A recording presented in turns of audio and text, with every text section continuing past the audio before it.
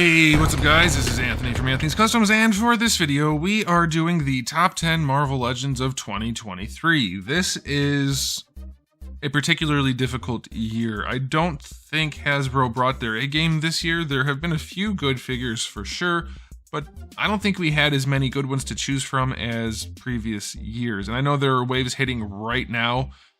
Too late. Sorry, have to get the video done at some point, so I'll either do a follow-up video or just include them next year or something like that. It's hitting right now, so it's not my fault. I can't help it. But it's very subjective. I try to pick ones that are the best objectively, but of course, with 100 figures being released a year, I have to do some subjective preferential treatment for these things. So if your list is different than mine, let me know in the comment section below. If you think I'm wrong about anything, you can let me know that too. It's always fun to talk to you guys at the end of the year, kind of get a feel for how everything went over the last 12 months. So this one's going to be straightforward, no honorable mention, just because I had a hard enough time picking 10. So here are the top 10 Marvel Legends for 2023. Coming in at number 10, we have Monae St. Croix. I believe I pronounced that correctly. I don't remember how it is now after I made a joke in the review. This figure has probably the best looking female face / head sculpt on it out of any Marvel Legends to date. I didn't go back and check all of them, but it's really good. It's very accurate to the source material. Her body is done very well. It doesn't have to be some big, giant, voluptuous thing. That's not what anybody's been asking for. We just want it to be true to the source material. Her figure is.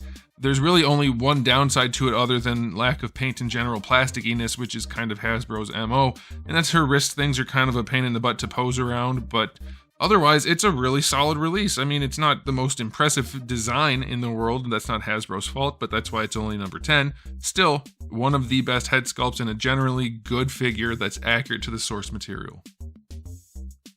Coming in at number 9, we have Pretty Boy from that box set, which had 5 figures in it. Some were horrible, some were really good. You'll see a lot of them, or at least some of them on this list and some of them on the worst list. You'll have to see which ones are which, but it's interesting because Hasbro likes to mix the crap with the good stuff in these box sets, and I don't think that's an accident. But anyway, Pretty Boy here has, if you're okay with the more realistic looking head sculpt, it's a pretty darn good head sculpt, and it's on an all new body that is also pretty darn good. I personally don't care for his character design, it just looks weird to me, but Hasbro did a solid job recreating it in plastic form. It poses well enough, it's sculpted well enough, and it has that good head sculpt, so I'm good with it. It's fine. It's not like gonna knock your socks off or anything, but it's a solid release. Coming in at number 8, this one might be a little contentious. We have the Astonishing Cyclops. And I am a little bit biased towards Cyclops, but I think this is actually a solid release. It suits the character pretty darn well, source material wise. I think really the biggest drawback for this guy, I'm gonna say it probably more often than I should in this video, but this one really needed some paint. We saw in that Phoenix 2-pack with Cyclops forever ago that a solid blue character looks much better with shading, and it would have helped this guy just a little bit to bring him to life, but otherwise it looks pretty good.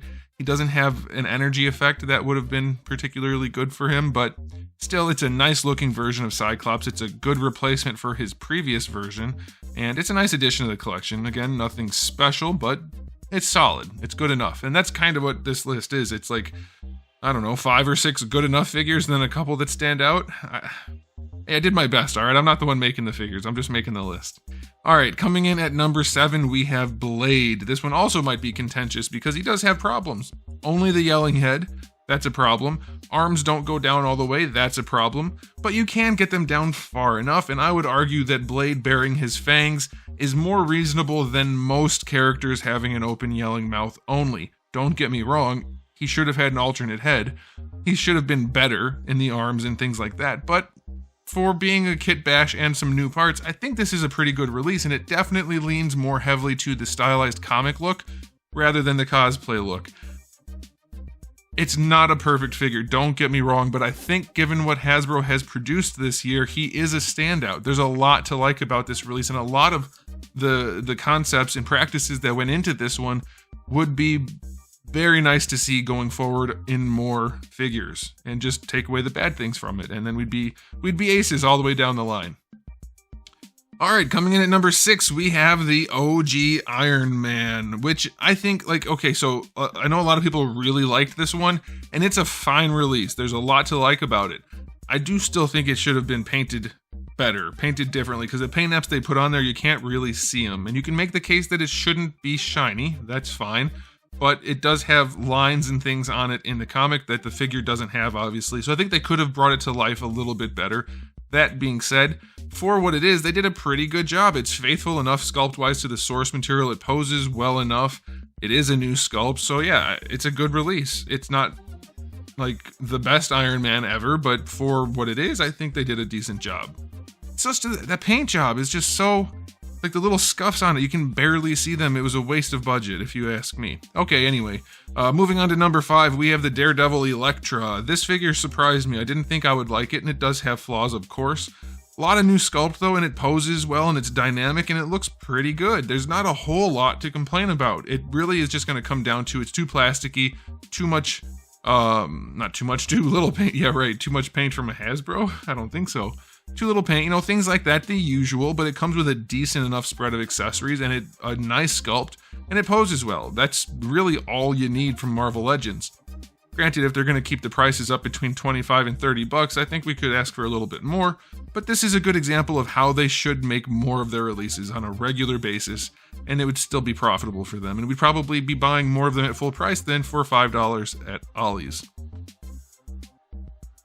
Coming in at number 4, we have the Ultimate Cap, and I know you guys are going to say he had problems. Yes, they all do.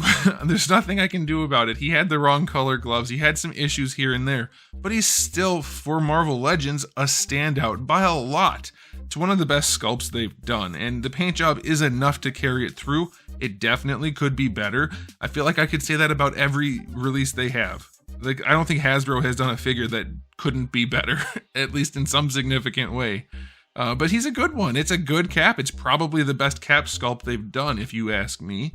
And it poses well enough. It needs some recoloring, and I'm sure we're going to get one of those at some point. That seems to be what Hasbro does these days.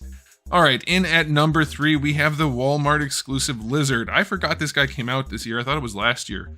Or maybe I just got him this year. Either way, I'm counting him on this list. I don't think I included him on last year's list, and if you don't like that, well, you know what? It's just a top 10 list, so you'll be fine. It's a really good release. It's not the Lizard I wanted it to be, and I think a lot of people would have preferred the cartoon version, not the bulbous fingers and the kind of knobby head and that kind of stuff, but it is accurate to what they were making, to the source material. That's a good thing. A lot of nice sculpt work went on, poses well enough, could be spruced up a little bit, but it's a really good release. It definitely better than the Spider-Man that that was paired with it. Not in an actual 2-pack, but that pinched head looking animated series Spider-Man was not great. This one's much better, but it is a shame that it's not the animated series version of Lizard, it's the comic book version. But they did a good job with that, so that's okay. Alrighty, into the home stretch. In at number 2, we have Strife from the same 5-pack as Pretty Boy. So they got 2 of their figures on the top 10 list out of that one 5-pack, which is interesting. Because I think they're going to be balanced at least by that many in the worst 10 list. But we'll have to wait and see about that. Or maybe you've already seen it. I don't know how I'm uploading these. But Strife here is not just a reissue. It's basically a full-on updated version from the previous release. And it looks basically like he should have. There are things, again, that could be better. The painted colors rather than sculpted parts and things like that. But the head sculpt is great. The overall look is great. The silhouette is nice. That's an important feature. They got the proportioning done pretty well. The metallics look good enough. Like, it's definitely good enough. I don't think anybody's thinking, boy, we really need a new Strife.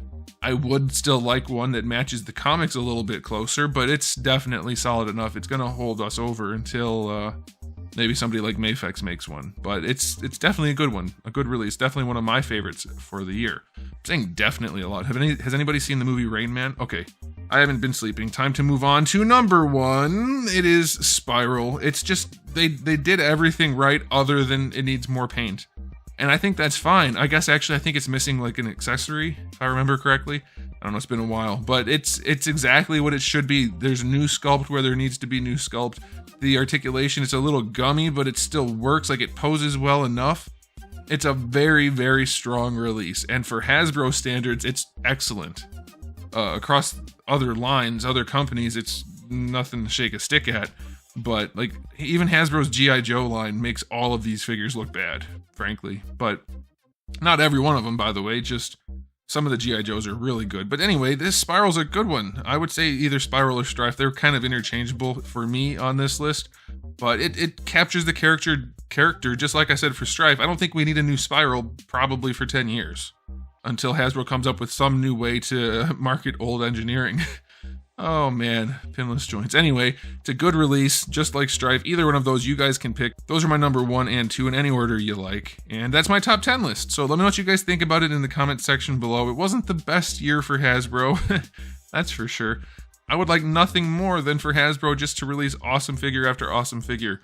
If they moved to the model of selling $30, $35 figures that were actually good ones, I would be so in love with Marvel Legends again. But this model of doing 100 crappy figures at $25, $26 is just silly to me. So let me know what you guys think about all of that. Let me know about your lists. Let me know where I'm wrong, and we'll talk in the comment section below. But that's it for me for the year for Marvel Legends, guys. If you didn't know, I have new videos every single day but Wednesday, and thousands of videos already on the channel. So make sure you come back for all of that. And in the meantime, keep collecting.